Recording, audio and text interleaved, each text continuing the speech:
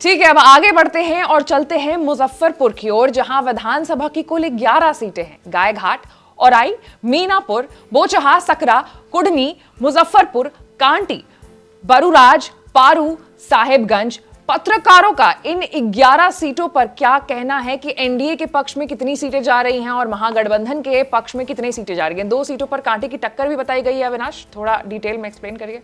आशिफ, पहले मुजफ्फरपुर में जो हमारे एक्सपर्ट थे उनके नाम बता देते हैं। वो थे विशाल, अमीर और धीरज।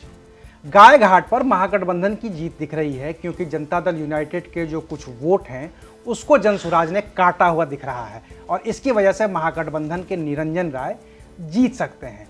औराई में एनडीए की रमा निषाद की जीत तय मानी जा रही है, क्योंकि रमा निषाद को वहां का जो सहनी वोट है और जो फॉरवर्ड में भूमिहारों का वोट है वो मिलता हुआ दिख रहा है। भाजपा विधायक रामसूरत राय से भूमिहार वोटर नाराज थे तो टिकट उनका कट गया था। मुसलमान के वोट में आफताब आलम ने सेंधमारी करती हुई नजर आ रहे हैं, जिसके कारण रमा निषाद वहां पर लीड कर रही हैं। मीनापुर में एनडीए को बढ़त दिखती हुई मिल रही है, वहां से अजय जीत सकते हैं। धीरज और विशाल जो 2 पत्रकार हैं, उनका यह मानना है कि मुन्ना यादव को पिछली बार फॉरवर्ड वोट भी खूब सारे पड़े थे, मगर इस बार उन्होंने जो भूरा बाल को लेकर टिप्पणी कर दी है और उनकी जो छवि वो दबंग वाली है, उसकी वजह से इस बार उनको वोट कम मिला है, उसका नुकसान उनको हुआ है। बोचहा में 3 पत्रकार कांटे की टक्कर मान रहे हैं और ये भी कह रहे हैं कि बेबी कुमारी जो वहां पे प्रत्याशी हैं और अमर पासवान में मुकाबला लगभग बराबरी का है। जो एक और सकरा सीट है, वहां से आदित्य कुमार हार सकते हैं और सीट महागठबंधन के पक्ष में जाती हुई दिख रही है। विशाल, धीरज और अमीर जो तीनों हमारे एक्सपर्ट हैं, उन तीनों के मुताबिक अशोक चौधरी के काम न करने का खामियाजा उनके बेटे आदित्य को उठाना पड़ेगा। कुढ़नी में भी विधायक केदार गुप्ता पर वहां स्थानीय लोगों ने काम नहीं करने का आरोप लगाया है। लोग नाराज हैं और इसकी वजह से एनडीए का जो कोर वोटर है वो चुनाव के प्रति इस बार उदासीन दिखा है, लेकिन टक्कर कांटे की हो सकती है।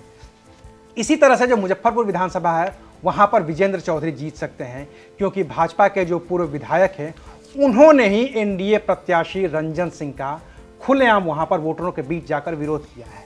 कांटी से एनडीए के अजीत कुमार की जीत लगभग तय मानी जा रही है। धीरज और विशाल के मुताबिक पिछली बार जो अजीत कुमार निर्दलीय वहां पे चुनाव लड़े थे, 2020 का चुनाव लड़े थे और उस बार भी उन्होंने दूसरा स्थान हासिल किया था। इस बार उनके पास पार्टी का सिंबल है, पार्टी का कोर वोट है, तो वो जीत सकते हैं। बरूराज से बीजेपी की जीत लगभग तय है। वहीं अगर पारू विधानसभा की बात करें तो पारू से महागठबंधन के शंकर यादव की जीत लगभग तय मानी जा रही है, क्योंकि लगातार 4 बार से जो वहां के विधायक थे अशोक सिंह, उनको टिकट नहीं मिला और उसकी वजह से उनके लोग नाराज हैं और एनडीए के मदन चौधरी को लोगों ने जो वहां पे विधानसभा से सीट मिली है उनको नकार दिया है। जो एक साहेबगंज विधानसभा क्षेत्र है, वहां से राजू सिंह की जीत लगभग तय मानी जा रही है। ये पत्रकार मान रहे हैं, मेरा मानना नहीं है, और वो एनडीए के उम्मीदवार हैं।